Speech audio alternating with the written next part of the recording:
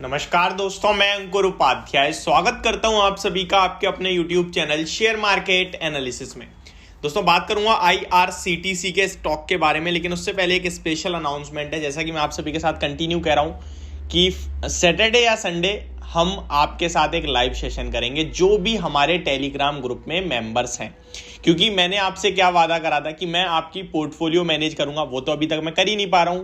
इसके पीछे का रीजन ये है कि आप मुझसे डायरेक्ट कनेक्ट ही नहीं हो पा रहे हैं, बात ही नहीं कर पा रहे हैं। अभी तो वन साइडेड है, मेरी कॉल्स, मेरी न्यूज जो भी मेरी नहीं मतलब मार्केट की जो भी न्यूज है वो मैं आप सभी तक दे रहा हूं। लेकिन अब 80% चांसेस ऐसे हैं कि मैं आपके साथ कल ही लाइव सेशन करूंगा, क्योंकि हमारा जो एप्लीकेशन का काम है वो ऑलमोस्ट डन हो गया है।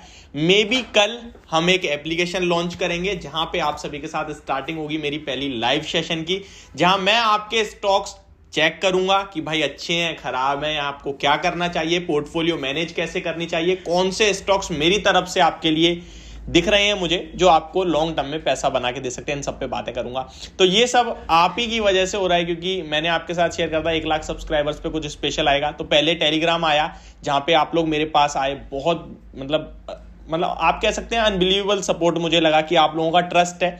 एंड अब जैसा मैंने आपसे कहा था कि हम लाइव सेशन करेंगे और मैं अपने प्रॉमिस पे पूरा खरा उतरूंगा, तो कल हो सकता है कल ही हमारा हो, 80% चांस है, अदरवाइज संडे तो डेफिनेटली कंफर्म है। तो जिसने अभी तक हमें ज्वाइन नहीं करा है, लिंक आपको डिस्क्रिप्शन बॉक्स में मिलेगा, वहां से आप ज्वाइन कर सकते हैं। तो चलिए स्टार्ट करते हैं अभी की वीडियो को। और ये तो अपडेट थी, और मेरे को मतलब बहुत ही एक्साइटमेंट है आप लोगों के साथ बात करने की, जो कि मैं फर्स्ट टाइम ऐसा होगा जो 5, 7, 20, 40 जो भी हमारे लोग हैं उनके साथ डायरेक्ट लाइव करूंगा। ठीक है, अच्छा अब बात करने वाला हूं IRCTC। मेरे पास आज एक कमेंट आया था, भाई IRCTC के OFS में कैसे पार्टिसिपेट करें। तो मैंने रिप्लाई तो दिया था, हालांकि मैंने कि भाई पार्टिसिपेट करने की जरूरत ही नहीं है, ऑन लाइव कर लो, आप ओपन मार्केट से खरीद लो।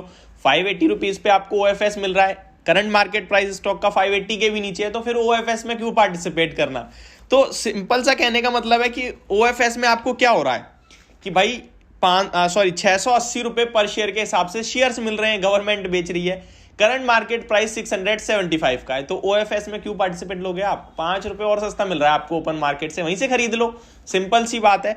तो ये मेरा लॉजिक था, बल्कि 668 तक गया। मैंने कल भी वीडियो शेयर करी थी एक आप सभी के कहने पर, तो मैंने वहां कहा था 660 तक स्टॉक नीचे में जा सकता है, जहां मुझे लगता है एवरेजिंग करनी चाहिए आपको। अब किसी के पास स्टॉक है तो वो एवरेज कर सकता है, अगर आपका व्यू लॉन्ग टर्म का है, 6 महीने, 1 साल, 2 साल, 5 साल का है।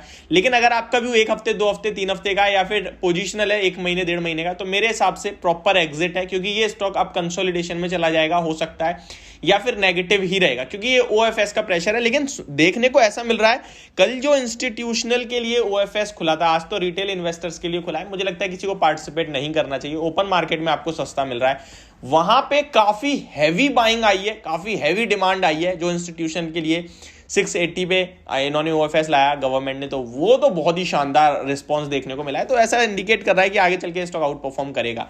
बाकी आप ये भी जानते हैं कि रेलवे स्टॉक मैक्सिमम बजट के समय पे परफॉर्म करते हैं, और मैं पिछले 2 बजट से कंटिन्यू, यानी कि 2022-2021 के बजट से कंटिन्यू IRCTC को नोटिस कर रहा हूं। बजट वाले दिन यानी 1 फेब को स्टॉक जैसे ही रेलवे से रिलेटेड कमेंट्री स्टार्ट होती है, शार्प स्पाइक देता है 4-5% का, कमेंट्री खत्म होते होते नीचे आ जाता है। तो इस बार भी देखना है क्या होगा, क्योंकि इस बार मैं उस पर ध्यान दूंगा इंट्राडे में।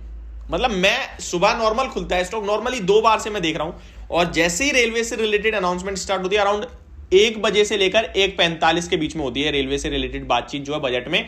पूरे दिन बजट पे ही बात चलती है, वहां आपको पता ही है, कभी हॉस्पिटलिटी सेक्टर के लिए, कभी हॉस्पिटल्स के लिए, कभी इंफ्रास्ट्रक्चर के लिए, कभी किसी। तो रेलवे का जब नंबर आता है वो अराउंड 1:45 से 2 बजे के बीच में आता है, और फिर स्टॉक भागना शुरू करता है, 3-4% भागता है, और फिर जैसे ही खत्म होती है उनकी कमेंट्री, धीरे धीरे धीरे नीचे आ जाता है। तो देखना होगा कि इस बार भी ऐसा होता है। तो ये मेरे रडार पे रहेगा स्टॉक इन सब चीजों के लिए। बाकी लॉन्ग टर्म के लिए मुझे अच्छा दिखता है स्टॉक, 60 के PE पे मिलता है आपको, 54,000 करोड़ का मार्केट कैप है कंपनी का, 66 लाख शेयर्स अभी तक ट्रेड हुआ है, 24 लाख शेयर्स का एवरेज वॉल्यूम है, 918 का 52 वीक हाई है, 557 का 52 वीक लो है। अच्छी खासी गिरावट में दिख रहा है ये स्टॉक आपको ऊपर से।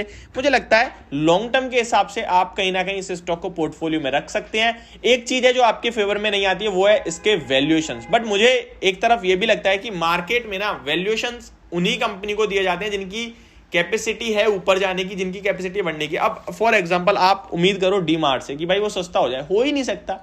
बाजार को पता है कि किस रफ्तार से कंपनी ग्रो कर रही है और किस रफ्तार से करेगी, तो वो सस्ता कैसे हो जाएगा।